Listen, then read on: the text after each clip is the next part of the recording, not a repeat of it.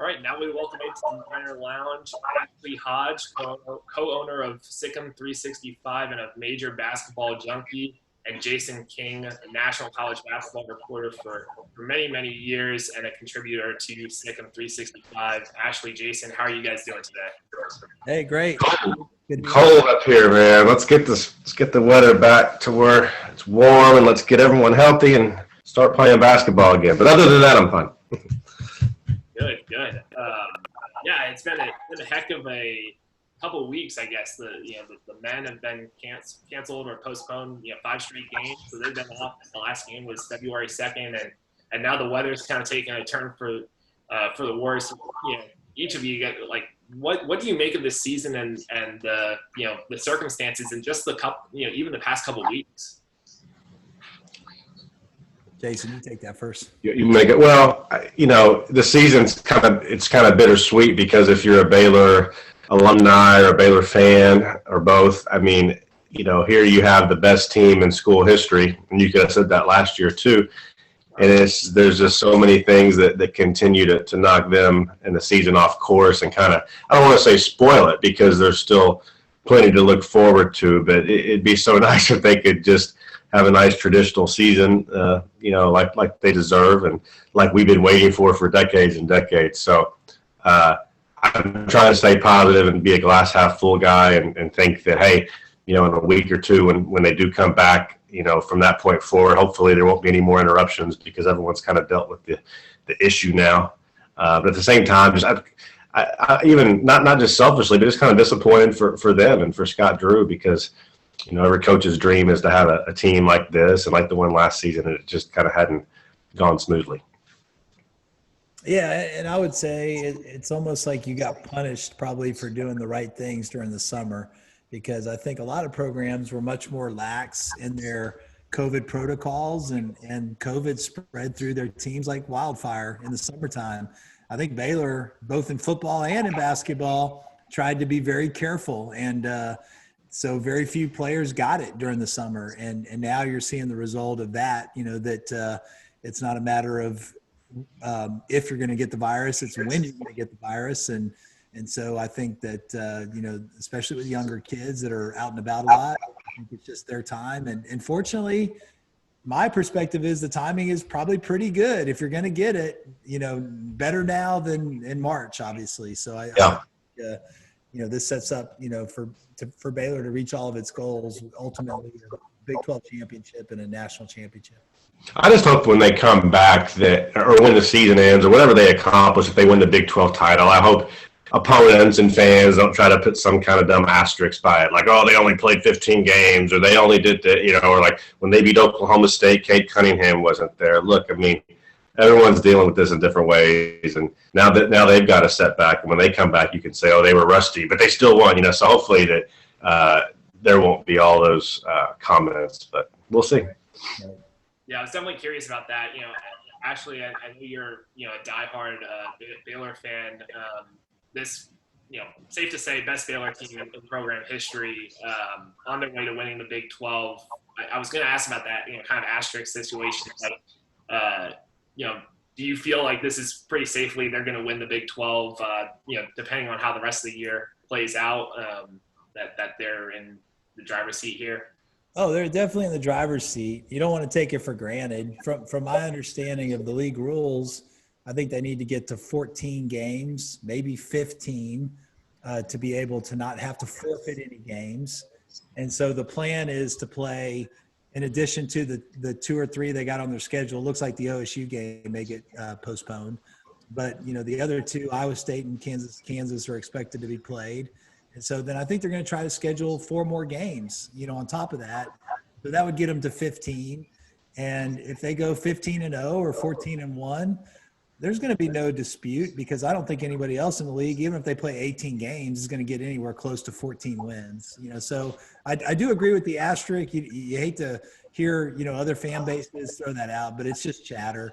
Everybody that pays attention knows that this is the best team in the Big 12, and I think they'll prove that over the next couple weeks. Yeah, absolutely. the only team they haven't beaten yet is West Virginia. That's the only Big 12 team that they haven't played. They beat every other team in the conference. So if they can get the games in and they don't, aren't missing players or what have you, it would be really interesting to see how that plays out. But I think that it's safe to say that that they earned it. Right. From a more like historical perspective, Jason, I know you covered Kansas for many years, and the whole scope of college basketball. Where does this Baylor team, like, how elite are they? Not only this year, but kind of in the over the course of the college basketball this year. Yeah, well, especially speaking to the Big 12, I was the beat writer for the last team to go undefeated in the Big 12. I guess the only team to ever go undefeated in the Big 12. It was Kansas in the 2001-2002 season. Now, the next year in 2003, they went to the final.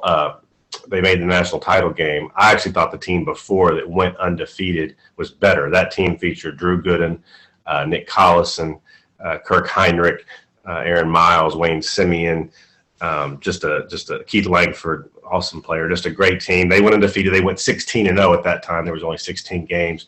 And, I mean, they had a few tough nail-biters there toward the end, including the game at Nebraska. I'll never forget. That was their 15th win. That team was the best Big 12 team I ever covered.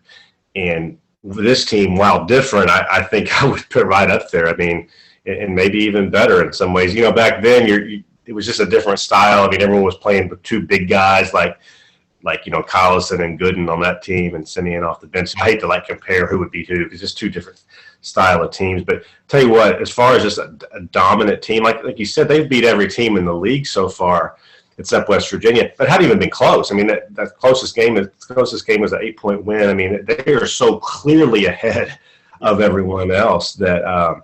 But I also don't know if the league's as good now as it was back then. But either way, this is the most dominant team we've seen in the league since then, without question. Yeah, you don't think the league's as dominant this year as it was back when Kansas went undefeated? No, I think Baylor's just as good, but I just don't think the opponents are quite as good. Back then, Oklahoma, what's crazy about that Kansas team, Oklahoma went to the Final Four that same year. That was Hollis Price and Aaron McGee and some guys like that.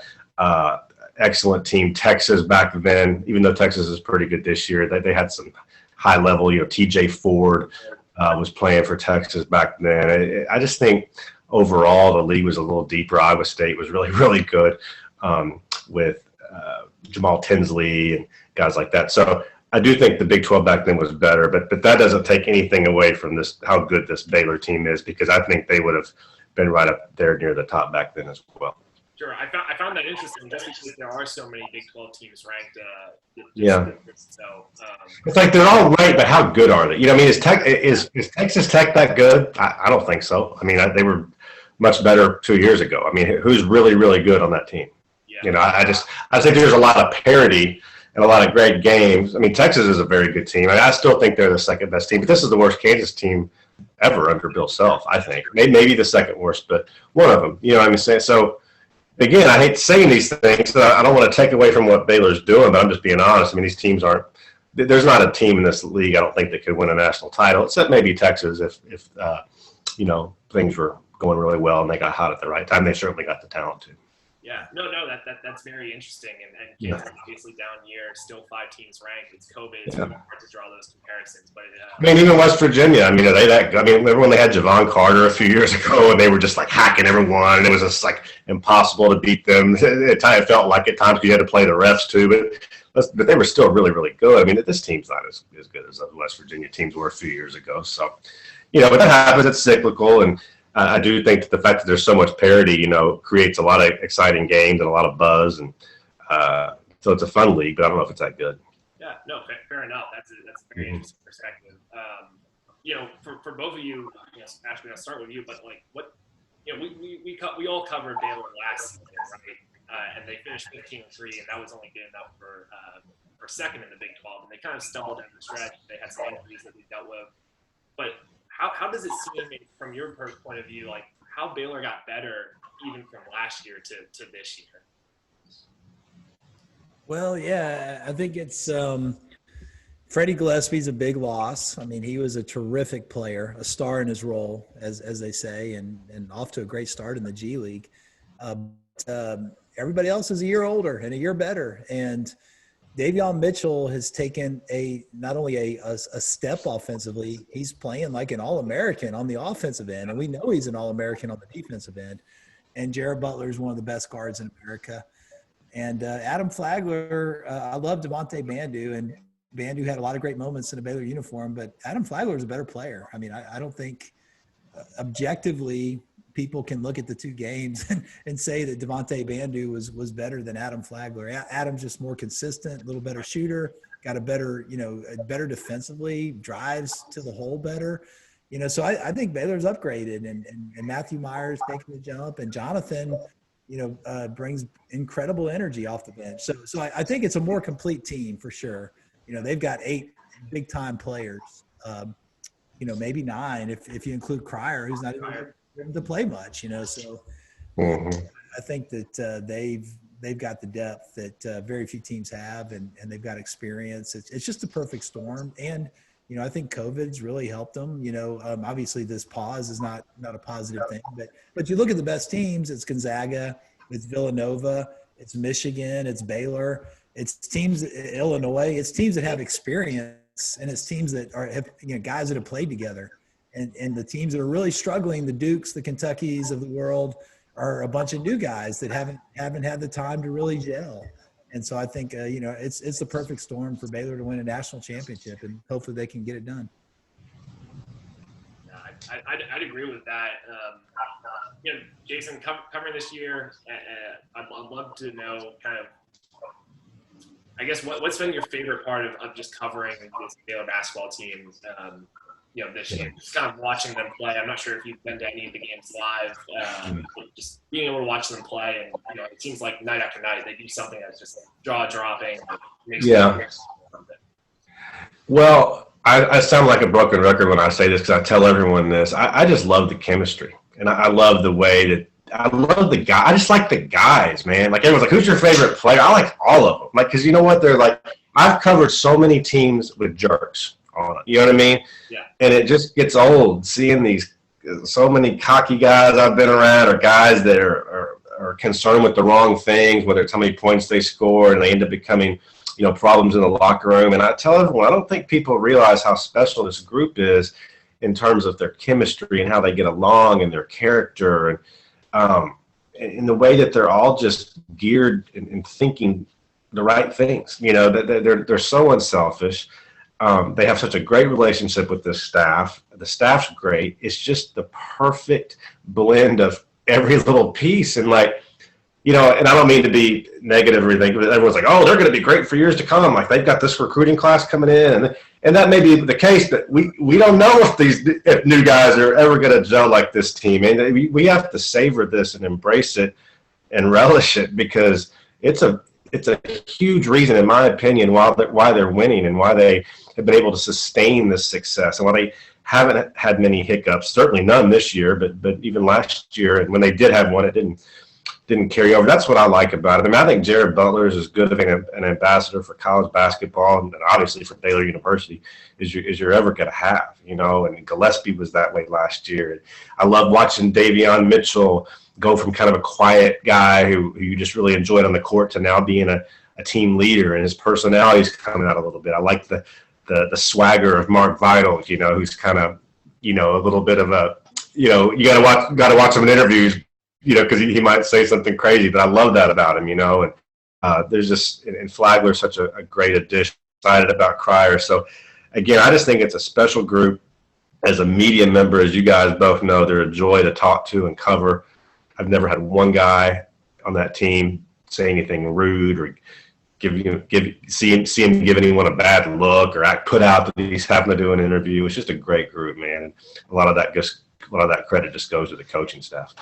Yeah, I mean, you didn't even mention Maceo Teague. He's one of the best players in the country. Oh, I mean, it's crazy. I mean, like, every player on this team's awesome. Like, if you forget a guy, you've forgotten a good guy, because they're all good. Yeah. You're right. Yeah, like he he saved us against Texas Tech. All those tough, when the game was tight. But I heard, and I don't know if it was with Matt Mosley or David Smoke, but I listened to a Jerome Tang interview, and he mentioned the play where Jonathan got dunked on by Greg Brown.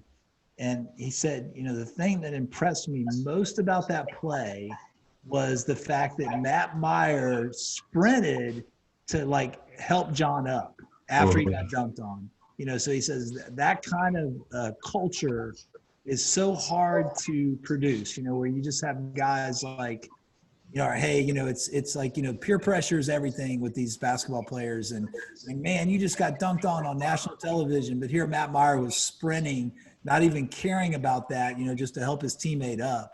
And the fact that Jonathan doesn't even care about getting dunked on, but he challenges the shot. I think that just exemplifies the kind of mental toughness this team has and how smart they are from a chemistry standpoint. Yeah, and those two guys, and I didn't mention them a minute ago either. How cool are both of those guys? I mean, coming off the bench, could be starters anywhere else, don't seem to care, don't let it affect their attitude or their presence. And Jonathan's one of the nice. I mean, he's like if I saw him in the streets, he looks like a big, mean, intimidating guy. He's ripped, and but man, he's a gentle giant in my opinion. Whenever we talk to him, and Matt's, him and his Lon John Silver's loving ways. I mean, it cracks me up. You know what I mean? I love that everyone's kind of like their own individual self. And they all have their own little quirks. But man, when they get on that court and on that bench, they just blend together so seamlessly. Fun fact. That's what Jonathan says that a lot when he's talking about his life. He's like, fun fact, just rattle off something. Right. It's really just that perfect storm, and it's why I think, personally, I hope that we can make it through the season and that we're not playing games without guys, and that everybody's fully healthy as possible, and that the competition is fully healthy as possible. So there is no they didn't have X or they didn't have K or whatever. But that culture of joy is so beautifully depicted by both of you. You're just a fun team to watch. Everybody just has fun playing the game. I was at the Farrell Center for the Auburn game for the SEC Big 12 Challenge, and I just remember after tip, 12 minutes, watching the game, I was looking at the bench, and the way they're structured this year, it kind of feels like it's movie theater seating.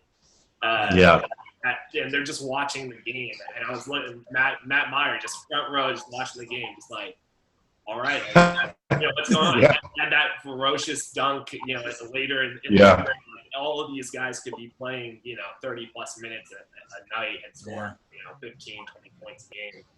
It's really it's really interesting. And the Greg Brown dunk on Jonathan. For me, that was a big turning point in that Texas game. Baylor probably wins anyway, but it was for me, just a huge turning point. Yeah. Did it feel not that play specifically? Did it feel that win against Texas, that last big conference game that Baylor finally got to play in conference, was sort of the tipping point for Baylor to where people started to look at them, at least nationally, these guys are for real a little bit more than they were maybe previously, when comparing against Gonzaga and things like that? Yeah.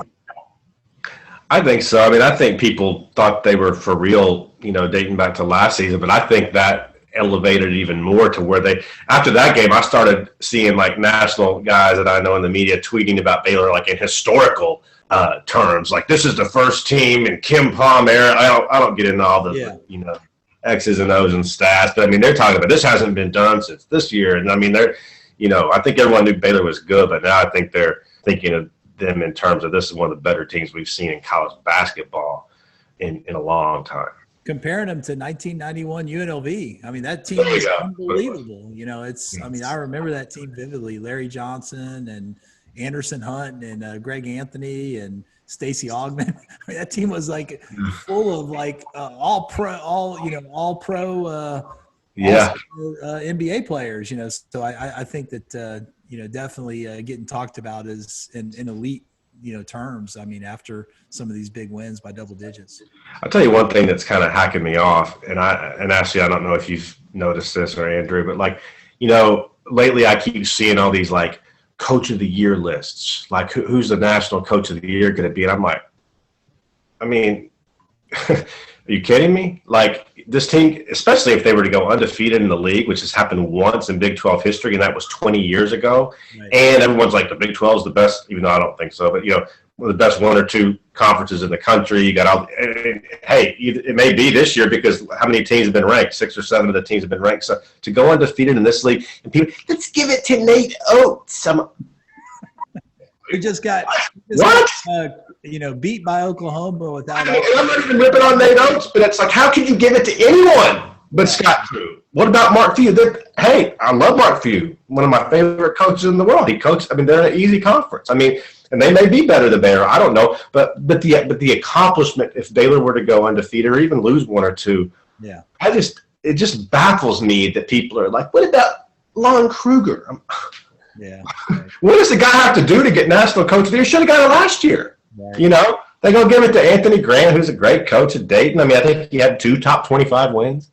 Yeah. Scott had like 12. I just that kind of crap just drives me crazy. So anyway, that's my own little soapbox. Sure. It's a no-brainer. It is a no-brainer that he should be the national coach of the year. I'm sorry. Yeah. I think everybody on this call, in the minor lounge here would agree with that statement. So Andrew, tell us a story about the "We're Gonna Win" sign. I know you're the guy behind that. I didn't know that. Where did that start? Was that while you were at Baylor? You just one day decided that you were gonna make that sign, and it became such an iconic legend. Yeah. No, thanks for asking that question. I appreciate it. You can read all about the story at wearegoingtowin.com. Okay. All the details there, but essentially, 2011 was my freshman year at Baylor. Yeah. One of my high school friends was from Virginia originally, but he went to the University of Virginia, and he made a sign, that just said we are going to win at a Virginia game, and they beat like a ranked Georgia Tech team, and they stormed the field or whatever, and that was like early in the season, right? Fast forward to the day we're playing Oklahoma.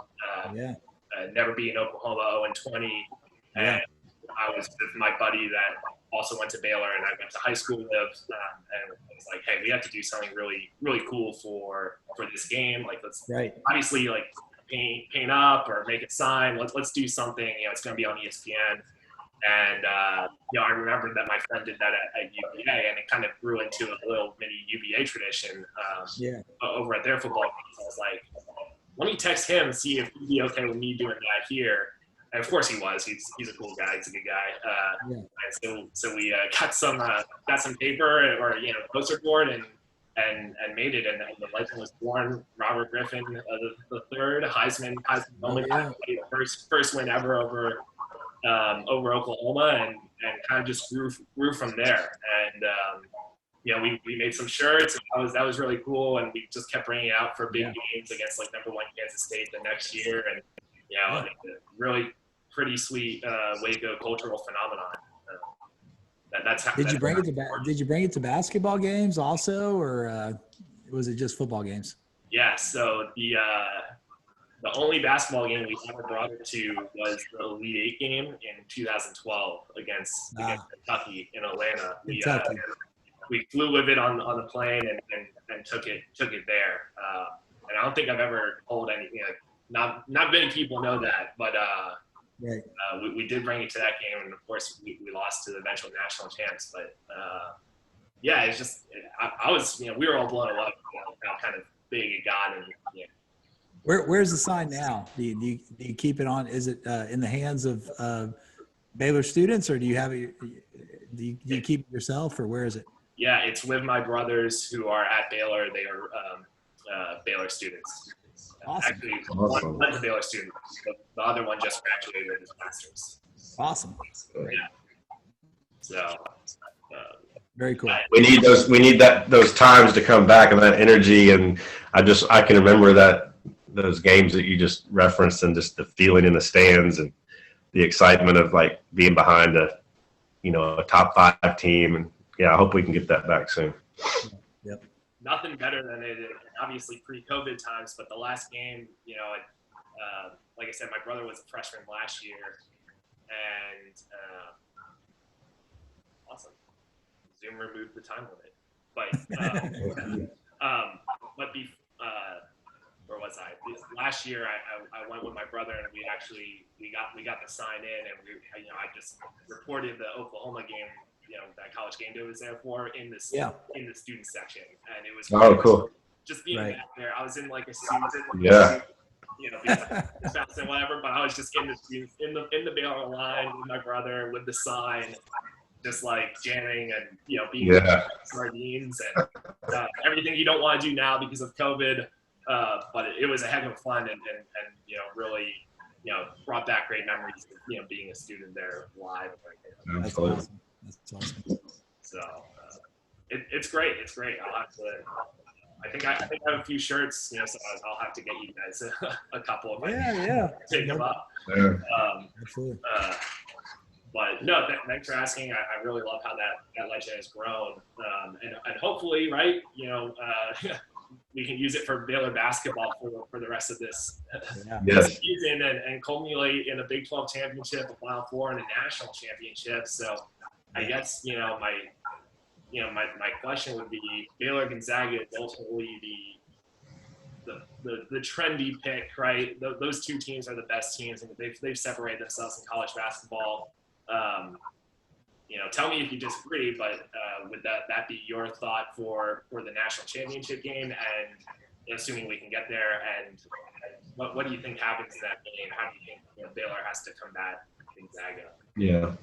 I feel good about Baylor's chances against Gonzaga. I mean, I don't even have to think too long about it. I think just we're so athletic and deep and offensively. Everyone's talking about Gonzaga's offense. Baylor's got a great offense too, man. I mean, we're averaging 11 threes a game and shooting 44% or whatever it is from beyond the arc. I think our depth's incredible. I don't think that they will have faced a defense, that we would bring to the table. And so I would like Baylor, but it scares me though, because I think anytime there's all this buzz around a potential matchup, it feels like something always happens to knock it off course. People forget that, man, the NCAA tournament's a beast, you know what I mean? And I can just think of so many times when I was a Kansas beat writer, I felt like going into the tournament, they were clear number one team. And they were. I mean, they were the best team in the nation. And they, one year with Sharon Collins and Cole Aldrich, they lost to Northern Iowa, but Ali Farouk-Moresh hit a big shot. And then another year they got to the Elite Eight with Marcus and Markieff Morris and Shaka Smart. And the VCU Rams came and just beat them. I mean, and it nights like that happen. So anyone that's just assuming that either of these teams is just going to coast to that title game's got another thing coming, man. It's going to be a hard thing to do, even though they are clearly the best two teams. But I'm crossing my fingers it happens because I want to see it. Yeah, I think it would be incredible storyline, and I think really the media world, the ratings for college basketball. I mean, they're all rooting for this matchup. I mean, what would be better in this year than to have an undefeated Baylor team on one side of the bracket and an undefeated Gonzaga team on the other side of the bracket on a collision course for the national championship game? I mean, that would be high drama as far as TV ratings are concerned, for sure. And like Jason said, it's not an easy thing. Jason knows I like to troll Kansas a little bit, and the difference is that Baylor hasn't really been coddled in Big 12 play. Texas shot 14 free throws, only 4 for Baylor, and 2 of those were on a technical foul from Greg Brown. So 14-2 in live action play. So I think Baylor will be better prepared for that NCAA tournament where the officiating is probably a little more even-handed because perhaps they haven't gotten the good whistle, all conference season long. You're reaching, man. I don't think that's why Kansas choked. They just choked. You know what I mean? Yeah.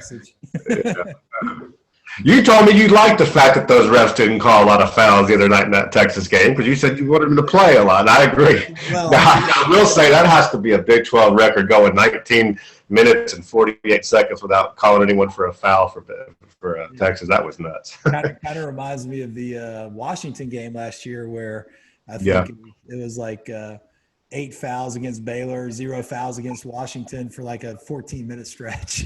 Yeah. kind of one of those times. I'll tell you another one, just off on a soapbox here. When Baylor played at Kansas, and it was Jonathan Motley, his senior year or his last year, Baylor was winning that game, and in the last 14 minutes of that game, they didn't call a foul on Kansas. Yeah. I remember that. Yeah. So you're right, it happens, but I don't know if I'd blame. Was that the game where King McClure got hammered? Like, that was a different one. They got screwed there too. Yeah, that was the next year. Right.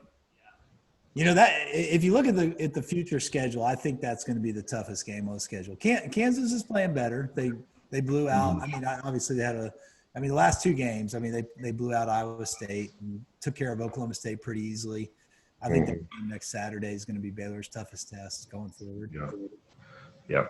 But they have the confidence. I mean, they won there last year, so I mean, it's that first Kansas game we referenced. That was when Baylor had reached number 1, and then they went to West Virginia and got beat real bad. Right. Like that same day. But then they came into Kansas. That was on a Monday. Then they came to Kansas on a Saturday and played well, and I got hosed pretty bad. Right. Yep. So with that said, who's the team that can give Baylor the most trouble to actually beat them? The rest of the way. Yeah, I think, like Ashley said, because I don't think they're going to go to West Virginia. Do you, Ashley? I just don't see it. So, and that would be a dangerous one, just because they play pretty physical and they can make shots. But Kansas is playing better. Bill Self just hates losing to Baylor so bad, and I mean, I think he'll really have them coached up and X's and O's and mentally ready to go. That'll be tough, and I think. Texas Tech's tough to play sometimes just because they play so hard. I think talent-wise, Baylor's a much better team. That's in Waco. But the most talented team in the league is Texas. I mean, just when you're talking about individual players and personnel. And what I really liked about Baylor's win in Austin was, like, they beat Texas on the night when Texas played well. Texas can't say, well, we didn't bring our game. We didn't make it. They played good. I mean, Baylor just beat them because they're better. But, I mean, if Texas comes in into Farrell Center and plays that well, and Baylor has an off night, Texas could certainly beat them. Yeah, they didn't shoot 5 for 35 from 3 or whatever they shot against State. Yeah. They were making tough shots. They were making contested shots. Yeah. I mean, I walked out of there impressed with Texas. I was like, yeah. Baylor, but damn, Texas is good. And now they haven't been as good lately. I agree. Yeah, I mean, Texas only scored 44 and 45 points against Baylor in the 2020 season. Yeah. Shot over 50%, I think, from the floor and 40% from 3. Right. In Austin on the second. So yeah, definitely good. So yeah, it could be that one. So we don't think they're going to go to the West Virginia down country roads there. Just probably not in the cards to make up that game. My prediction is they play Iowa State next Tuesday. They cancel the Oklahoma State game. They play West Virginia on Thursday because West Virginia's got games at Texas and at TCU. So it makes sense for West Virginia just to slide on over and play Baylor on the 25th the 25th on a Thursday. And then they go to Kansas on the 27th. And because Baylor's played the majority of their games, I think they've got 6 road games and 3 home games, if I'm not mistaken. Wow. I think that Baylor's going to have to go to Oklahoma the next week, but then they'll get 2 more home games, and they'll end up with 8 and 7. 8 road games and 7 home games, and the home games will probably, there'll be 2 of the 4 teams of either TCU, Oklahoma State, Texas Tech, or Texas. I think 2 of those games will be the following week, and then they'll go to Oklahoma, but they won't go to West Virginia as Jason alluded to. That's my prediction. Yeah, just too big of a trip, Yeah. Especially with the conference tournament. And the fact that Baylor's owed so many home games at this point, probably, is a positive in their fact. I'm sure Huggins will whine about it, but I love Huggins, but man, he can whine with the best of them. There's no question about that. So I think once he's been told, I got to go to Baylor and they don't have to come here. I mean, that's ridiculous. I mean, I'm sure he's going to bend the ears of the Big 12 officials, but I think that's what's in the cards. Yeah, no, that's logical, for sure. Especially if West Virginia is already going to be in Texas. Right. Yeah. Do you think prediction for the Big 12 tournament, think we're still going to have that in Kansas City. For sure. Yeah. It's all about money. I mean, it's they're saying 4,000 fans. Like they're going to have 20% capacity. I guess would be 4,000 fans. But this is when the average fan starts paying attention. March Madness, conference tournaments, the advertising inventory is like 5 times what it is, on regular season games. I mean, it's the conferences need this money, and I think would rather have an abbreviated season and play the tournament than not play the tournament. Sure. All right. Both of you guys also do the Field of 68 podcast, and you have people, Baylor coaches and players. Just kind of curious, and we've mentioned before, right? Everybody's so easy to talk to, such a joy to talk to. What are some of your favorite moments in those interviews that you've done this year? I know you guys mentioned the Long John Silvers, and I thought that was hilarious when I watched it. But anything else?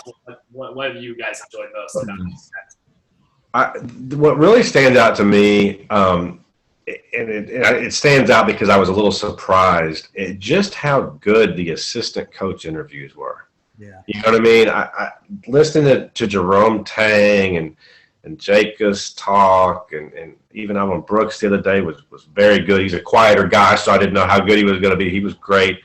But, man, I just thought, again, it just reinforced, like, no wonder this thing is flowing so smoothly here. You know what I mean? At Baylor, this program, because, we all know what kind of guy Scott Drew is, but really getting to know those guys a little bit better and hearing what they're all about, I was like, man, these guys are just as integral of pieces to this train as anyone. And so if I were a coach, or if I were those guys, if they're ever applying for a head coaching job, I would send our interviews in and say, here's what I'm about, because I thought they just came off great, and I enjoyed those quite a bit. I agree. They're outstanding. And I think going back to one of the original ones we did, Freddie Gillespie, he's always been a favorite of mine, and I think he's just so intelligent and charismatic, and he there's so many guys like the Terrence Thomases of the world, and the King McClures and the Jake Lindsays and the Freddie Gillespies that have just poured so much blood, sweat, and tears into the program, and I think that that sowing of seeds for years and years and years, and I can't remember who, maybe it was King. I heard an interview with him, and he's like, it's like it's all about Scott Drew. He tells us all the time that you're the reason the program is here, is where it is today, and it's your contributions that have laid the foundation for this. And I think guys like Freddie, I mean, just the incredible development of Jonathan Shamwa Chachwa. I mean, I think it's got Freddie's fingerprints all over it. So I think the former players have been really cool as well. But man, it's been fun. I mean, I'm excited that we get a chance to do that, because we've had as fans, it's just an awesome opportunity to talk to these guys that have done so much. It's fun, and it's nice to be able to get Baylor on a national platform. Jeff Goodman and Rob Doster are guys I've been friends with for 15 years, and they've created a really nice thing with that podcast. It's something that really wasn't out there. And, a lot of Baylor fans have gotten to know these guys, but Baylor's a school that, even as good as they've been playing, I don't think a lot of people have ever really taken the time on a national level to kind of delve in and see who these guys are. So to be able to have an outlet that's putting them on that stage for us is going to help the program, hopefully. Yep. Yeah, that's why that game in Austin really felt like that national. They suspended or postponed 5 games right after that. Yeah. Yeah, that game and the Illinois game, I think, really turned a lot of heads. I mean, Jason and I were in Indianapolis, and we were there getting ready and fired up and having a great time, ready to go to that Gonzaga game. So that was pretty disappointing. I was buttoning up my dress shirt, and I got an email from David Kay saying, game's off. I'm like, I was in the lobby of the hotel, and I saw Scott Drew on the phone. I'm like, oh, no. it's 4 minutes to game time, and this is not a good sign. You know, the fact that the coach is in the lobby of the hotel, I'm like, I quickly put 2 and 2 together there. But yeah, that's disappointing. Like an hour before tip or scheduled tip. About an hour and a half, probably. Yeah. Wow.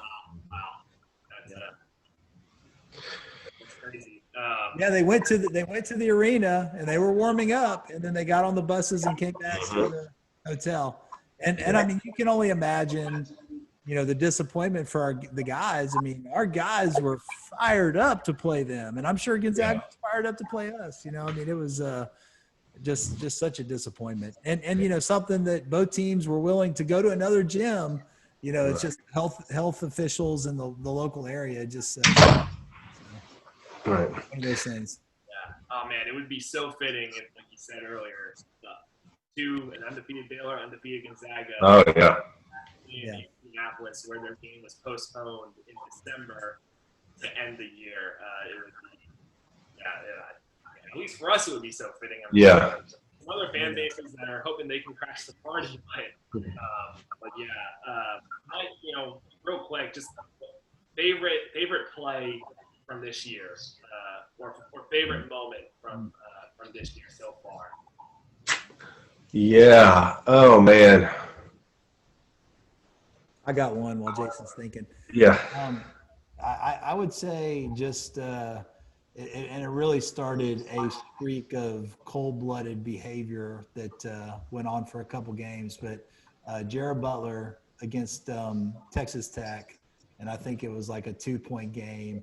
And, you know, he just had a nasty crossover move and made a step-back three, and then made another three right after that. And then, you know, I think in the Kansas game, obviously he was incredible. The Oklahoma State game, he was incredible. You know, so I think that the plays by him down the stretch against Texas Tech were probably my favorite moment. Yeah.